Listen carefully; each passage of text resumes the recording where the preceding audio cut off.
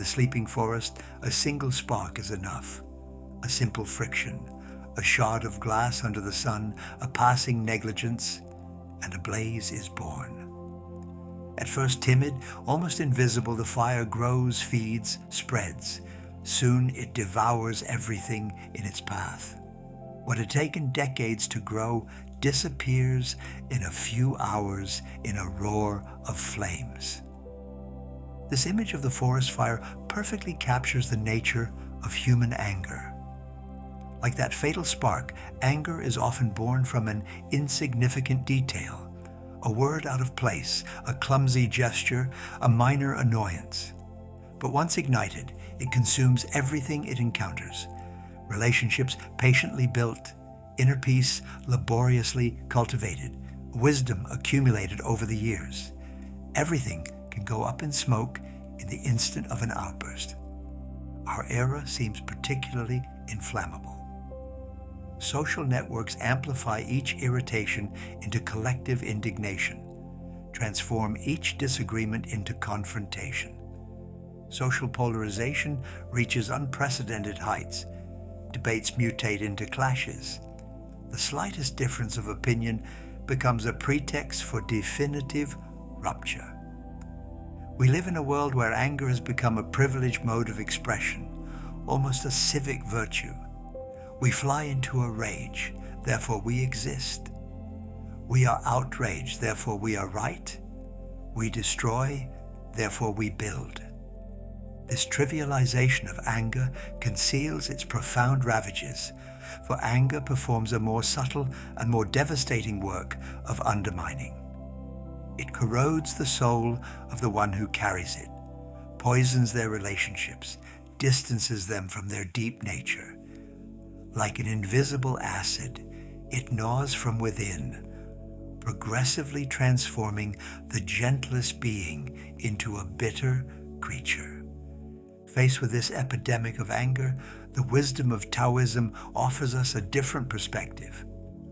Far from morally condemning this so human emotion, it discerns in it not a moral defect, but an energetic imbalance, a disturbance of the natural harmony governing all existence. As the Tao Te Ching teaches, one who conquers oneself possesses strength. In the Taoist vision, anger reveals a rupture. It signals that we have lost our center, that our kui, the vital energy circulating within us, has become blocked. According to traditional Chinese medicine, anger blocks the free flow of qi in our meridians. This energetic stagnation manifests through persistent physical tensions, headaches, digestive troubles, chronic fatigue. The body, temple of the spirit, bears in its flesh the stigmata of our outbursts. When the heart catches fire, the mind grows dark. An ancient Taoist proverb teaches us. This phrase captures the essence of the first and perhaps most fundamental ravage of anger, the destruction of that inner equilibrium which constitutes the foundation of all harmonious life.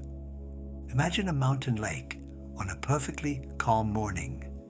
Its surface, smooth as a mirror, faithfully reflects the sky, the clouds, the surrounding peaks. This tranquil water offers us a clear and undistorted image of the world. But let a storm arise, and this surface becomes troubled, rippled, shattered into 1,000 chaotic waves. The reflection disappears, replaced by a confused shimmer where nothing is any longer discernible. Our mind functions according to the same principle. In its natural state, it possesses this quality of limpid mirror that Taoists call Ming, clarity.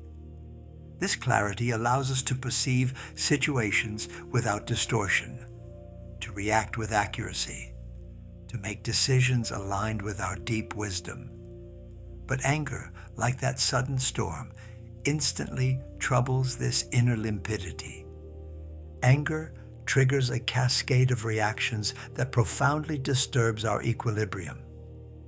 Heart rate accelerates, breathing becomes short and jerky, muscles contract, the nervous system goes on maximum alert. This general mobilization, useful when facing real and immediate danger, becomes destructive when it is prolonged or repeated without genuine necessity. Anger acts as a distorting filter that colors all our perception. Under its sway, we see only what confirms our irritation. We hear only what justifies our outburst. This tunnel vision cuts us off from the complex richness of reality, imprisons us in a simplified and Manichaean version of existence. How many disastrous decisions have been made in the intoxication of anger? How many hurtful words, irreparable gestures, definitive ruptures were born from those moments when the mind grows dark? Anger makes us act as if we were drunk. With this difference, alcoholic intoxication dissipates in a few hours, while the consequences of choleric intoxication can last a lifetime. Zhuangzi illustrates this loss of discernment through the story of a man who, in a fit of rage, strikes his own reflection in the water, believing he is fighting an enemy. The more he strikes, the more the image distorts and seems to mock him, the more he exhausts himself in an illusory combat. This parable reveals how anger makes us fight against chimeras of our own creation, exhausts us in sterile combat against imaginary adversaries. One of the most pernicious aspects of this first ravage is its self-perpetuating nature. Anger generates angry thoughts that in turn feed anger in an infernal cycle. We ruminate over the offense, magnify it in our imagination, invent the stinging replies we should have given, plan vengeances that will only fan the blaze. This mental rumination maintains the inner fire long after the embers should have naturally extinguished. Taoism compares this mental agitation to the monkey jumping from branch to branch without ever stopping.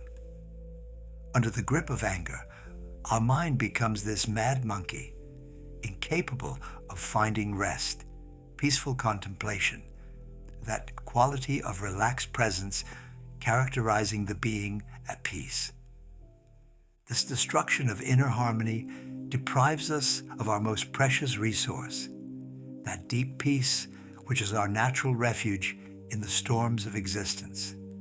Deprived of this stable center, we become like leaves in the wind, tossed about by each annoyance, incapable of drawing from that inexhaustible source of serenity residing at the heart of our being.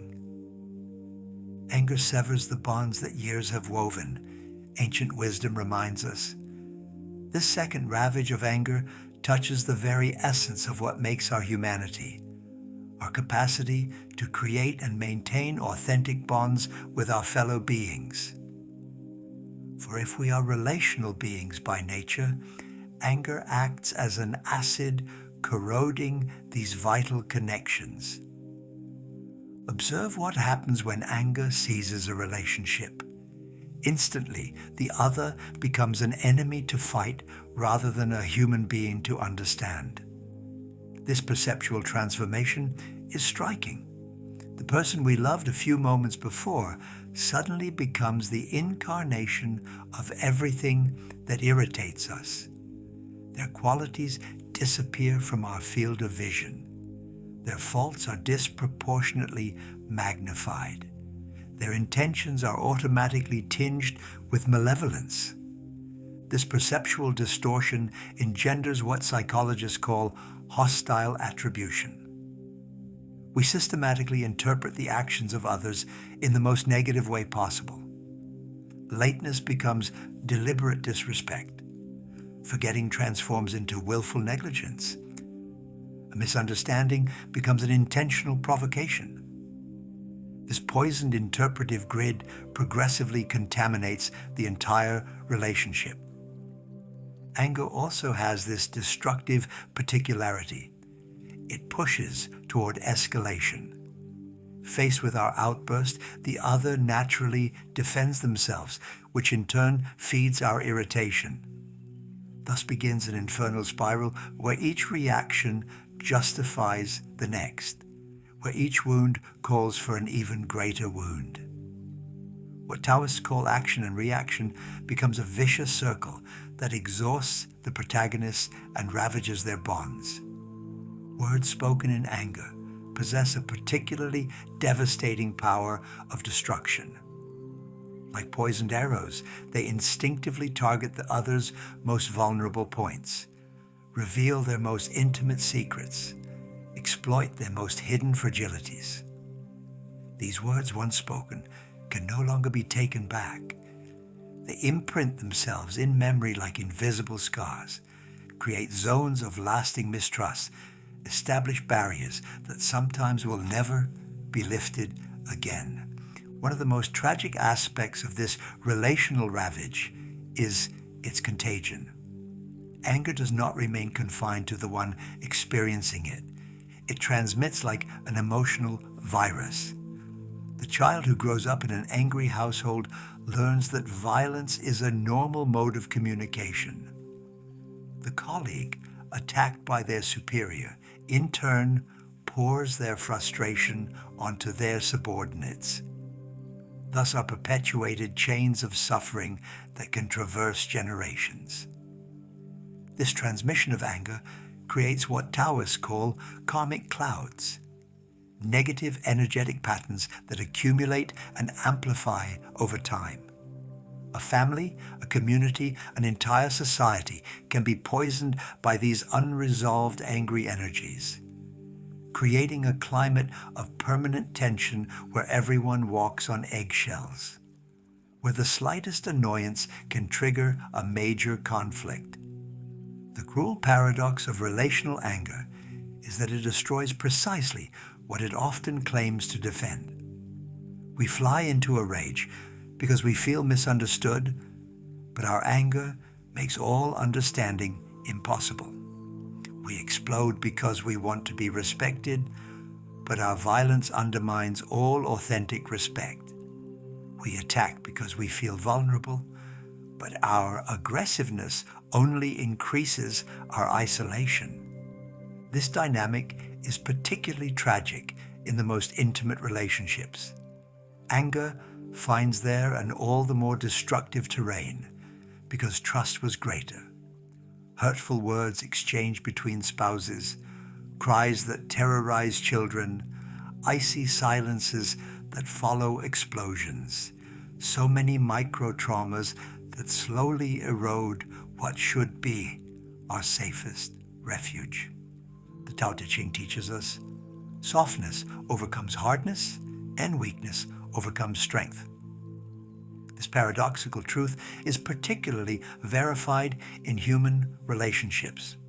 Soft water eventually hollows out the hardest rock, while the hammer that strikes too hard breaks itself. Similarly, it is often persistent gentleness that opens closed hearts, when anger only barricades them further. The Taoist tradition invites us to see in each relationship a microcosm of universal harmony. When this harmony breaks in anger, it is a fragment of the cosmic order that fractures. To restore our bonds with others is to participate in the healing of the world. For as ancient wisdom still teaches, when a person is at peace with themselves, heaven and earth recover their balance. To authentically heal anger, it is not enough to manage its symptoms or repress its manifestations. One must trace back to its deep sources, understand the subtle mechanisms that nourish it, identify the fundamental imbalances of which it is only the visible expression. Taoism has identified three principal roots of anger, three poisons that, like poisoned underground springs, constantly feed this destructive fire. The first of these roots is the obsessive attachment to our personal expectations. We construct inwardly scenarios of what should happen, of how others should behave, of the way the world should function. These expectations, often unconscious, become gilded cages that prevent us from welcoming reality as it presents itself. Imagine a gardener who has planted roses but obstinately expects tulips to grow. Their disappointment would be inevitable, their frustration proportional to their attachment to an imaginary reality. Similarly, when we rigidly cling to our projections about people and situations, we necessarily prepare ourselves for anger. For life, in its infinite creativity, rarely deigns to follow exactly our preconceived plans. This first root takes hold in our illusion of control. We believe we can orchestrate existence according to our desires, bend circumstances to our will, constrain others to correspond to our needs. The Tao Te Ching teaches us, one who knows when enough is enough will always have enough. This wisdom of contentment does not arise from passive resignation, but from the profound understanding that happiness depends not on the world's conformity to our expectations, but on our capacity to dance with what is. The second root of anger resides in excessive identification with our ego, that mental construction which makes us believe we are separate from the rest of existence. The ego feeds on comparisons, judgments, classifications that artificially divide the unity of the real. It needs to be right to exist, to feel superior, to value itself, to dominate, to secure itself. This egoic identification transforms each disagreement into an existential threat, each criticism into a personal attack, each difference of opinion into a declaration of war. For if our identity rests on our opinions, our positions, our successes, then everything that questions them threatens us in our very being. Taoism invites us to recognize the illusory nature of this separation. As Zhuangzi expresses in his famous butterfly dream, who can say where the dreamer ends and where the dream begins? This identity fluidity, far from being a loss, liberates us from this prison of ego that generates so much unnecessary suffering. The third root, perhaps the deepest, is our resistance to the natural flux of life. We want things to remain unchanging when they change, to change when they stagnate. We struggle against the impermanence governing all existence, refuse the natural cycles of growth and decline, of success and failure, of joy and sadness. This resistance to the perpetual movement of existence puts us in constant opposition to reality. Like someone who would try to swim against the current in a powerful river, we exhaust ourselves in sterile effort instead of letting ourselves be carried by the superior intelligence guiding all transformations. Observe our daily angers in the light of these three roots. That fury in traffic jams is born from our attachment to arriving on time according to our personal schedule. That irritation at criticism reveals our excessive identification with our social image. That frustration before difficulties expresses our refusal to accept that life necessarily includes challenges and obstacles. But this analysis of anger's roots is not a moral judgment. Taoism does not condemn these mechanisms. It observes them with the patience of a naturalist studying a phenomenon. For to understand is already to begin healing. To To identify these poisons is to give ourselves the means to transform them into medicine. As ancient wisdom still teaches, knowing others is wisdom. Knowing oneself is superior wisdom.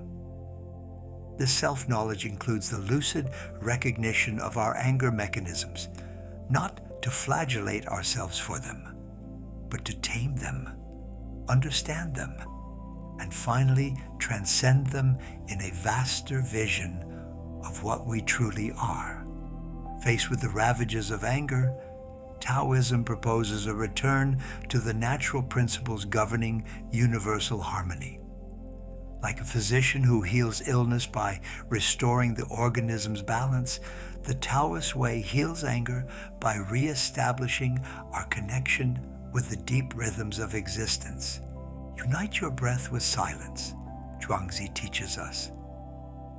This phrase contains the essence of the first antidote to anger: reconnection with our natural breathing, that vital function linking us directly to the cosmic movement of yin and yang. Observe what happens to your breathing when anger rises. It becomes short, jerky, superficial, as if seeking to feed the inner fire. Taoist practice proposes a breathing that returns to its deep source, slow, abdominal, like that of the newborn who has not yet learned the tensions of adulthood. This breathing of the dantian, the energy field located 3 fingers below the navel, progressively brings us back to our natural center of gravity. When we feel anger rising, instead of letting ourselves be carried away by its ascending spiral, we can take a conscious pause and bring our attention to our breath. Inhale slowly, visualizing fresh air, soothing the inner fire. Exhale gently, letting the accumulated tension release. This simple practice, accessible in any circumstance, creates the necessary space between stimulus and our reaction. For anger often feeds on rumination over the past or anxious anticipation of the future. By bringing us back to the only moment that truly exists, now we cut the fuel supply to this mental fire. Anger makes us hard, brittle, inflexible. The antidote consists in cultivating that quality of the bamboo that bends under the storm without ever breaking. At birth, a person is supple and weak. At death, they are hard and stiff, observes Lao Tzu. This reflection on the cycles of life reveals one of the deepest secrets of Taoist wisdom. True strength resides in suppleness, not rigidity. This suppleness does not signify weakness or capitulation. It designates rather that adaptive intelligence which knows how to yield when yielding is needed, resist when resistance is needed, but always with that fluidity, avoiding sterile confrontations. Like water that flows around an obstacle rather than crashing against it, we can learn to navigate around sources of anger rather than colliding with them head-on. Learning this suppleness begins with the art of letting go of our obsessive need to control. Faced with a situation that irritates us, instead of stiffening in our position, we can ask ourselves, what is this situation teaching me? How can I adapt creatively to this reality rather than fight it? This inner flexibility extends to our human relationships. Instead of wanting absolutely to be right, we can cultivate curiosity for the other's point of view. Instead of imposing our vision, we can explore other possibilities together. This openness does not make us lose our integrity. On the contrary, it reveals that superior form of strength that does not need to dominate to exist. Love the world as yourself. Only then can you take care of all the rest, the Tao Te Ching teaches us. This expansion of our capacity for love constitutes the most powerful and most profound antidote to anger. Taoist compassion is not born from moral effort or ethical obligation, but from the direct recognition of our fundamental unity with all beings. When we truly understand that the one who irritates us carries within them the same essence as we do, how can we long maintain our anger against them? This compassion begins with ourselves. How many of our angers against others are only projections of our own self-criticism? How many of our irritations at others' faults reveal our own unaccepted shadow zones? By developing authentic benevolence toward our own imperfections, we naturally cease to condemn so severely those of others. The practice of compassion can begin with a simple exercise. When someone irritates us, try to perceive the suffering hidden behind their aggressive behavior. For as popular wisdom teaches, happy people do not harm others. Behind every anger hides a fear. Behind every attack, a vulnerability. Behind every aggression, an unhealed wound. This compassionate vision radically transforms our relationship to provocateurs. Instead of seeing enemies to fight, we begin to perceive suffering beings who deserve our understanding, if not our help. This perceptual transformation naturally dissolves the angry energy that fed on our antagonistic vision. Zhuangzi tells the story of a man who was carrying a coffin and singing joyfully. Questioned about this strange attitude, he explained, "My wife has died, and at first I was sad. Then I reflected. Before her birth she did not exist and did not suffer from it.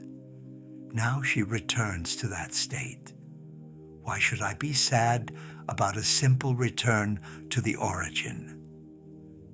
This enlarged perspective, which encompasses the natural cycles of transformation, helps us relativize our daily irritations within a vaster vision. Authentic compassion also includes benevolent firmness. It is not about passively accepting everything in the name of understanding, but about knowing how to set clear limits without aggressiveness, saying no without anger, protecting our values without violence. This gentle firmness, like that of the reed that resists the wind through its very flexibility, often proves more effective than brute force for ensuring respect for our legitimate needs. Anger, in its primitive and destructive form, resembles an uncontrolled forest fire. It devastates everything in its path, leaving behind only ashes and desolation. But this same energy, once understood and channeled, can become the sacred fire of inner transformation, the flame that burns our illusions without consuming us, the warmth that heats our relationships without scorching them. This alchemy of anger does not operate through repression or denial, approaches doomed to failure that only displace the problem. It is born rather from that Taoist wisdom, consisting of welcoming what is in order to transform it from within, recognizing our anger without identifying with it, feeling it without letting ourselves be overwhelmed by it, understanding it without justifying it. In this approach, anger becomes our teacher rather than our tyrant. It teaches us about our unconscious attachments, reveals our zones of rigidity, signals the places where we have strayed from our center. Each irritation then becomes an invitation to return to the Tao. Each outburst, an opportunity to cultivate our inner suppleness. Imagine the blacksmith who transforms raw metal into a precious tool. They do not reject the raw material because of its initial hardness. They work it patiently, heat it to soften it, shape it with art until it reveals its hidden beauty. Similarly, we can learn to be the blacksmiths of our own angry energy, progressively transforming it into creative force, active compassion, benevolent firmness. This transformation does not happen overnight. It requires that patience Taoists call the perseverance of water, that capacity of water to hollow out the hardest rock through its gentle persistence. Each time we choose conscious breathing rather than explosion, suppleness rather than rigidity, compassion rather than aggression, we participate in this silent alchemy that transforms the lead of our raw emotions into the gold of embodied wisdom. The Taoist sage who has learned this art is not distinguished by the absence of anger, for they remain fully human, but by their capacity to instantly transform this energy into a constructive force. Their anger, when it manifests, resembles a summer storm, intense but brief, purifying rather than destructive, immediately followed by a return to natural calm. Our old angers then become hidden treasures, our past outbursts, precious teachings, our present irritations, invitations to grow. For in the art of transforming anger into wisdom resides one of the highest alchemies of human existence, that which transmutes suffering into compassion, destruction into creation, shadow into light. May we all learn this ancient and ever-new art, not to become perfect, but to become fully human.